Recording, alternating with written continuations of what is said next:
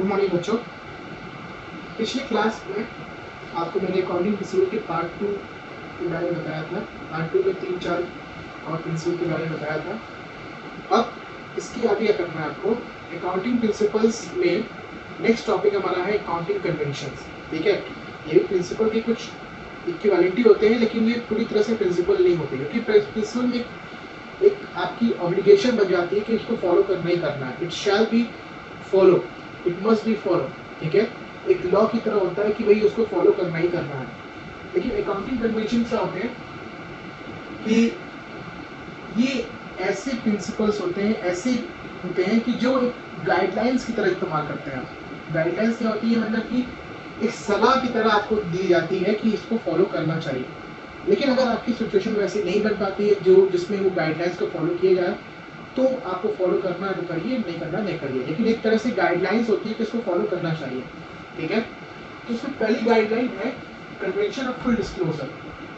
Convention of full disclosure क्या कहता है कि आपको हर इंफॉर्मेशन, एक एक इंफॉर्मेशन, चाहे वो छोटी हो चाहे वो बड़ी हो, वो आपको शो करनी ही करनी है किसी भी हालत में।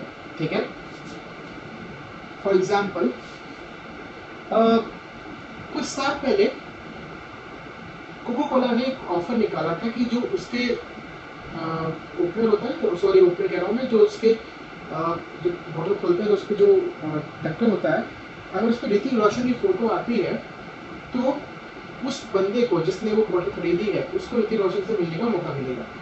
तो आज से 10-15 साल पहले की बात है, एक लड़की को वो बॉटल मिली थी और उसके ऊपर उसको वो कैप मिली थी जिसपे ऋतिक रोशन की फोटो थी। तो कंपनी ने कहा कि मिलवाएंगे। वो 14 साल वेट करती रही, लेकिन उसको आज तक नहीं मिलवाया गया। अंततः उसने कंपनी पे 4 करोड़ रुपए का केस ठोक दिया, क्लेम ठोक दिया। कंपनी पे उसने 4 करोड़ का क्लेम ठोक दिया कि उसकी वजह से, कंपनी की वजह से, कंपनी की ये पॉलिसी की वजह से उसको काफ़ी हरासमेंट झेलना पड़ा। कैसी हरासमेंट कि भाई उसने सबको बता दिया था भाई कि आगे चल के मतलब वो मिलने जा रही थी रोशन से, कि भाई सबको बता दिया था, लेकिन बाद में से उसकी मजाक उड़ाने लग गया, वो कभी मिल नहीं पाई। तो उसकी वजह से उसने अपनी मेंटली हरासमेंट के चक्कर में उसने उस पर क्लेम कर दिया कंपनी पे। अब कंपनी पे एक तरह से कंटीजेंट लायबिलिटी हो गया, जो अभी तो लायबिलिटी नहीं है, अगर लेकिन अगर वो केस आ जाती कंपनी तो कंपनी को ये 4 करोड़ रुपये लौटाने पड़ेंगे। ठीक है, तो ऐसी लायबिलिटी जो अभी फिलहाल लायबिलिटी नहीं है हमारी, जो अभी हमें हमारी ऑब्लिगेशन नहीं है, लेकिन फ्यूचर, नियर फ्यूचर में हमारी हो सकती है, ऐसी लायबिलिटी उसको कहते हैं कंटीजेंट लायबिलिटी। तो कन्वेंशन ऑफ फुल डिस्क्लोजर ये कहता है कि आपको सारी की सारी लायबिलिटीज को तुरंत की तुरंत शो कर देनी चाहिए विदाउट एनी डिले। ठीक है, तो पहला कन्वेंशन हो गया हमारा। दूसरा कन्वेंशन है कन्वेंशन ऑफ मैटरियलिटी। कन्वेंशन ऑफ मैटरियलिटी का इसको समझने का तरीका ये है, मान लीजिए अभी हम लोग क्लास चल रही है, मेरे सामने से कैट जाए, क्या कुछ इफेक्ट आएगा? नहीं आएगा। ठीक है, लेकिन मेरे बगल मुझे लगे मेरे बगल से एक शेर जा रहा है, एक लॉयन जा रहा है, तो मेरे को काफ़ी इफेक्ट पड़ेगा, काफ़ी इन्फ्लुएंस होगा, मैं काफ़ी मैं घबरा जाऊंगा। ठीक है, तो इसका क्या मतलब ये है कि आपको अकाउंट्स में वही इंफॉर्मेशन शो करनी चाहिए जो कि अकाउंट्स को या फिर सामने वाले के रीजन को इन्फ्लुएंस कर सके। ठीक है, ऐसी कोई भी चीज़ें नहीं फिजूल की दिखानी है जो कि सामने वाले की बातों को इन्फ्लुएंस ना कर सके, सामने मतलब किसी को इन्फ्लुएंस ना कर सके।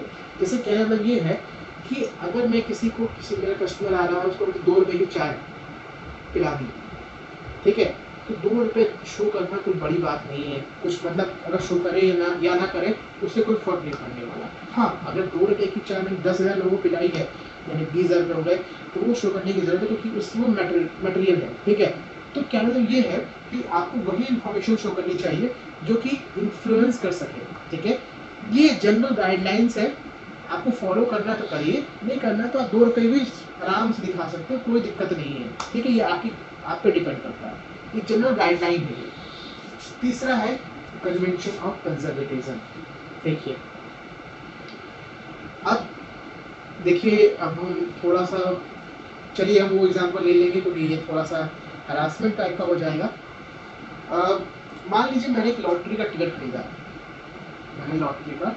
है, और मैं पूरे शहर भर में ढिंढोरा पीट रहा हूँ कि मेरी लॉटरी लग गई, मेरी लॉटरी लगने वाली है, मेरी लॉटरी लगने वाली है। जबकि मेरे को लगी नहीं है, तब तक जब तक मेरे को लगी नहीं तब तक मैं कैसे कर सकता हूँ कि भैया लॉटरी लगने वाली है। तो कन्वेंशन कंजर्वेटिज्म कहता है कि दूरदर्शनीय सोच रखनी चाहिए आपको। जब तक कि आपको फायदा नहीं हो जाता, जब तक कि प्रॉफिट नहीं हो जाता, तब तक आपको उसको शॉर्ट नहीं करना चाहिए। जब तक कि मेरे को लॉटरी नहीं लगी तब तक मुझे किसी को भी नहीं बताना चाहिए कि मैंने लॉटरी का टिकट खरीदा। जैसे लॉटरी लगे उसके बाद जो करना चाहो करिए, ठीक है। उसी तरह इस अकाउंट्स में भी है कि कोई प्रॉफिट जब तक आपको मिल नहीं जाता तब तक आप उसको एज अ प्रॉफिट शो नहीं करेंगे, ठीक है। ये जनरल गाइडलाइंस रहती है अकाउंटिंग कन्वेंशंस की, ठीक है। गाइडलाइन है क्योंकि ये गाइडलाइन क्योंकि ये आप कई जगह फॉलो नहीं कर पाओगे, क्योंकि ये हर जगह फॉलो नहीं हो सकती, ठीक है। तो ये गाइडलाइन है कि ऐसी ऐसी समझ रखनी चाहिए। क्यों? क्योंकि ये गाइडलाइन ये भी कहती है as per convention of conservatism कि अगर आपको 1% भी चांस है कि मुझे लॉस हो सकता है, इसमें मैंने आपको 10,000 रुपये उधार दिए और मुझे 1% भी चांसेस हैं कि आप मेरा पैसा नहीं लौटाओगे, तो मुझे पहले से ही रेडी हो जाना चाहिए, पहले मुझे अपना प्रॉफिट कम दिखा देना चाहिए। अकाउंटिंग कन्वेंशन, अकाउंटिंग ये जो कन्वेंशन है, कन्वेंशन ऑफ कंजर्वेटिज्म बहुत ही दूरदर्शी सोचता है कि प्रॉफिट होने वाला है तो उसके लिए अभी तैयार नहीं होंगे हम, लेकिन अगर लॉस होने वाला है उसके लिए पहले ही प्रिपेयर हो जाना चाहिए। आगे आगे वाली परेशानी के लिए अभी प्रिपेयर हो जाए और आगे आने वाला प्रॉफिट जब तक कि वो ना आ जाए तक उसके लिए कुछ भी ना करें, ठीक है। तो ये है हमारे अकाउंटिंग प्रिंसिपल्स। मैंने करीब 8-9 प्रिंसिपल्स को कवर किया है और मैं चाहूँगा कि आप नोट्स को तैयार करिए इस चैप्टर का, ठीक है। नेक्स्ट हम चैप्टर की बात करेंगे नेक्स्ट क्लास में,